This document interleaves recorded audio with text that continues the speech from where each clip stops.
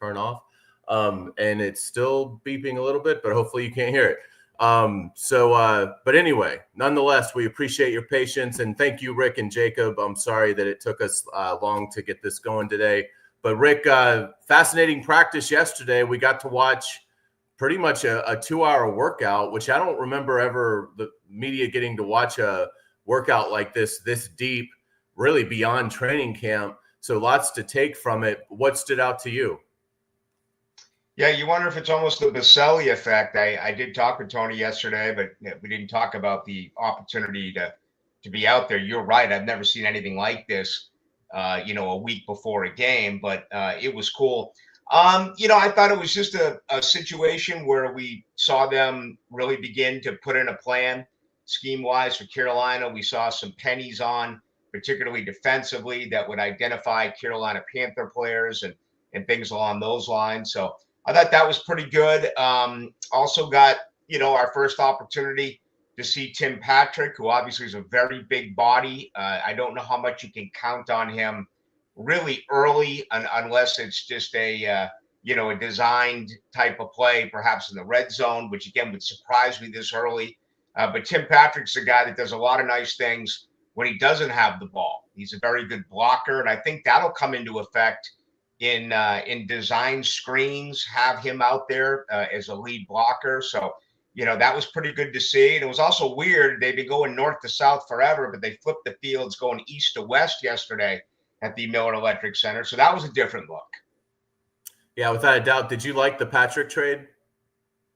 Yeah, I did. I mean, they had to address it. And, they had 5 or 6 extra picks that they had already acquired from other teams. Of course, they are without a first-round draft pick next year. But, he gives Trevor Lawrence what he always had at Clemson. There's been big-bodied wide receivers here in Duval, but they've never really been able to get on the football field. So, again, he's clearly the number 5 guy. The top 4 have been very solid, but if he could come in, learn this offense, understand what his role is, he could be a contributor in certain situations, certainly in the red zone where they really struggled a year ago. So, they were throwing jump balls to Dearness Johnson a year ago. This time you throw it to a 6'5" wide receiver. That could end up being pretty fruitful. How about you? What did you make of it? Yeah, I mean, I like it. I mean, it obviously, you're an NFL club. You should have a big body receiver. That's just, that makes sense. And to go get somebody that's got 15 career touchdown catches and to your point, is an excellent run blocker as well. Yeah, it just rounds out the room.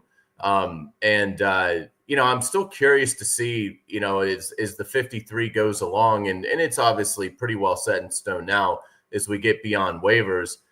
I am still kind of curious if, I guess maybe they'll just elevate Brayboy is kind of the special teams receiver, because right now they only have 5, and it just, because they waived Trammell to make room for Patrick, and so it still doesn't seem Patrick's not going to play special teams, so it seems like they still don't really have a receiver that helps them on special teams. But maybe their plan is they'll just get through the first few weeks of the season with just a standard elevation on a player like a Brayboy who played a lot of special teams in the preseason. Or maybe they keep up the 4 running backs. Yeah. As we talked about last week, and that's pretty.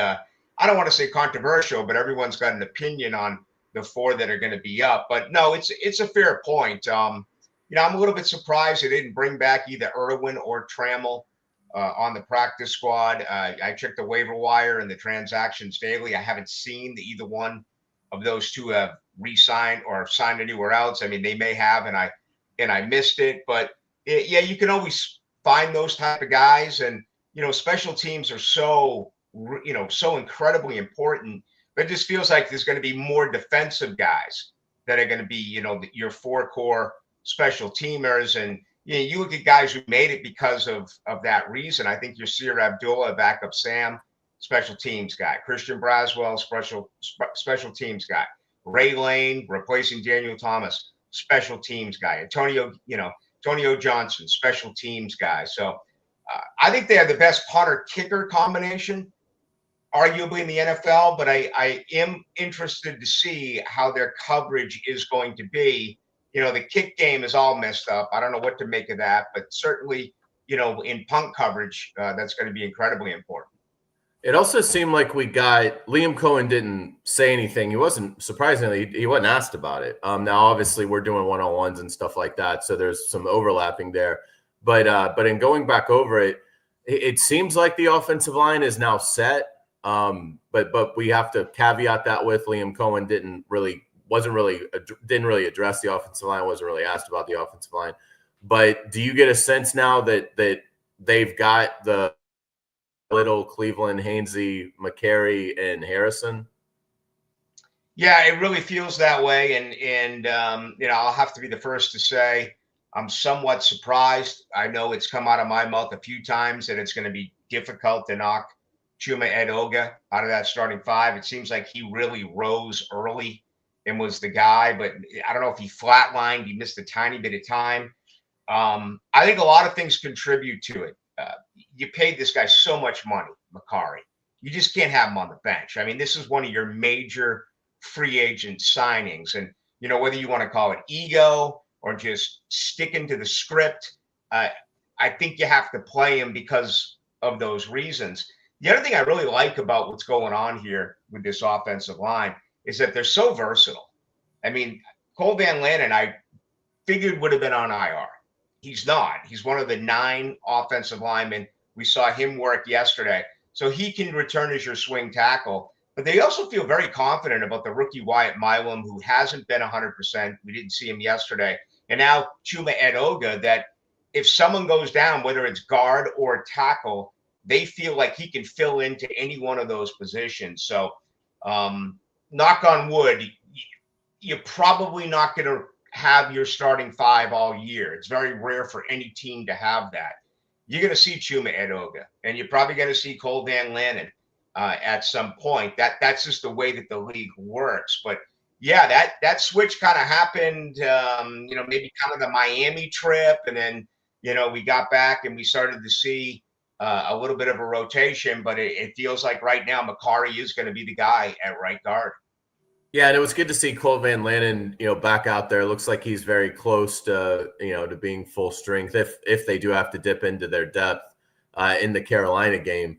We haven't talked much, just big picture, about Trevor Lawrence, because obviously we've been wrapped up in who was going to make the team and things like that, waiver claims. What kind of training camp do you feel like Trevor had, and what are your expectations for him this season? I think it's his best training camp in 5 years. It appears to me that he feels comfortable at this particular point. I mean, in a way, it's a little out of the ordinary to hear that they totally rebuilt him, going into his 5th year, from his footwork all the way up. But he feels like he's more comfortable in the pocket. I don't see him leaving it as early as he has in the past. I wouldn't define him as a guy who had happy feet. I think he's a tough guy. He's not like let's say Blaine Gabbert was when he was here, obviously. But I think he's settled in. I think he believes in this offense. I think he's got a ridiculous amount of talent as far as weapons around him. I think the screen game with these design screens, not the simple screen that's been run around here the last 3 years, with Press Taylor, is going to help them. And then Hayes, let's face it, if they can run, that's half the deal. If this football team can run the football, that's going to make Trevor Lawrence that much better of a quarterback, because defenses have to remain honest. If they cannot run, they're going to be on their toes. They're going to be going after them. And then it's probably going to limit Trevor Lawrence to being more of a get rid of the ball really quickly type of quarterback. So much of it is on the offense in general. But right now, I mean, he hasn't been perfect. There's, yesterday we saw some miscommunication. I don't know if it was his fault or the wide receiver's fault. It was good to see Trevor actually get up and be a leader and correct Travis Hunter in this situation. But overall, I'd say it's pretty good. How about you? What did you make of his camp? Yeah, I think it's good. I think he is driving the ball well, as Liam Cohen's talked about. It's just such a better scheme for him, too. I mean, I think it starts there. I don't think there's an accident that Baker Mayfield had by far his best year last year with Liam Cohen. I think if you're willing to buy into what Liam Cohen wants of you as a quarterback, it'll pay handsome dividends because his scheme accentuates that yards after catch. And I think Trevor's done a nice job. I think he's been decisive. You're starting to see a little bit more pissy Trevor, which I like. Yesterday, I want to say it was Travis Hunter went in motion and then was supposed to come back and didn't. And so they basically had to burn a timeout. And Trevor was the one sort of walking through the motion of this is what you're supposed to be doing, which I like to see. And there's been a couple incidents like that in training camp where he hasn't like flown off the handle, which I'd be fine with. He hasn't flown off the handle, but he's made it clear and in a constructive way of, this is what is supposed to happen here. It's happened a couple times with Brenton Strange. So yeah, I like that. I think he's more assertive. It's his team and he's a good guy. I just think it's taken him a while to sort of feel that way. But now I think he does. I think Liam Cohen has sort of given him the license to feel that way as well. So I like what I'm seeing out of the player in totality. I like the command. I like the decisiveness. I think the scheme fits him. I think he's stepping up in terms of being that leader and correcting teammates. And I think he's playing well. And the velocity on his throws looks great. Yeah, I mean, there's no doubt. And his accuracy. I think another side of it was, I always kind of talk about like the Nolan Ryan effect. He throws 100-mile-an-hour balls. He's thrown a few this year in the red zone, particularly to Parker Washington, that have been absolute bullets, and Washington has hung on to him. But I think, Hayes, there's also been times where you got to take a little bit off the ball, particularly in the screen game. And it feels like his accuracy and his touch has improved a little bit as well on some of those short balls. I mean, you look at statistically, Trevor Lawrence in the deep ball, he's one of the best quarterbacks in the NFL. 60% completion percentage a year ago cannot happen again. I mean, that's got to be up 7 or 8 percentage points, in my opinion. And the best way to do that is to improve with your intermediate stuff, with your screen game. And, it appears to me that has improved as well, at least in camp, watching him with that. You would think it'd be so easy for a quarterback like that to take a little bit off, have that be his forte, and then the passes downfield be a little bit more difficult. But oftentimes for Trevor Lawrence, it's been the exact opposite. Let's talk about the defense. It feels like there's some real ores, as we get closer to week 1. Let's start with Devin Lloyd, Ventrell Miller. Who should win that battle? Who do you think will win that battle? I talked to Ventrell Miller after practice yesterday. I had an opportunity to interview him. I just think he's a good football player. I think he makes plays. I want him out there. I think he's the future. Depending on a low econ in that contract, I think him and Jack Kaiser, another guy who it just feels like he makes plays. That is the future at linebacker. Lloyd's had a good camp too. I mean, he's lost weight. He's always been good in run support. I like it when we've seen in a limited situation where Anthony Campanelli has blitzed him. I hope we see much more of that. I'll tell you what I wish they would do is play all 3 in base. And they don't. They're going to play Dennis Gardeck at the Sam. But I'd like to see all 3 out there in a base defense. And again, I don't think that is going to happen. They're going to go with my guess is they'll go with Lloyd as a starter because he's the veteran. And, a low econ will be next to him. But I think Ventrell Miller is going to get an awful lot of opportunities here to play football. And it could come down to give him a series, then grade it. And then, once you get into the flow of the season, play the linebacker that is producing more. Well, let's talk about Darnell Savage because it doesn't appear like he's a starter, but he came here to start. This is his second year with the club.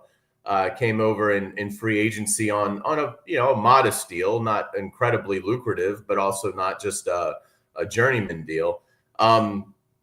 It doesn't seem like there's really a place for him. It seems like he'd be a good guy if you could find a taker to move, because I don't think he really helps you on special teams, and he's probably making too much to be a reserve safety. I mean, ideally.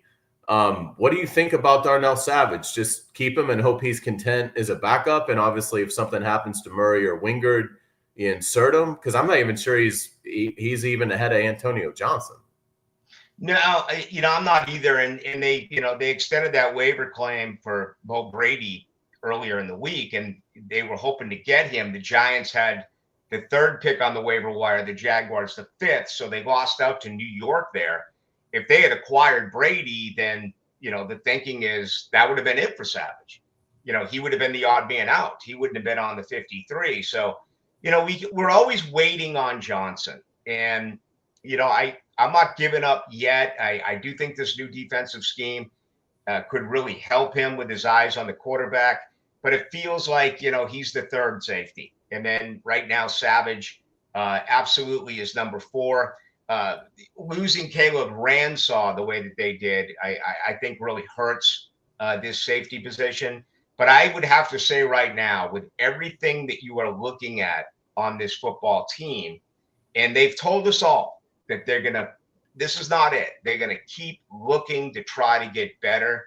That would be my best guess. If there's another move coming, it's to find another safety that they can plug in and get some playing time. So, yeah, I think that saying that the playing days of Darnell Savage are beginning to become somewhat slim is very fair.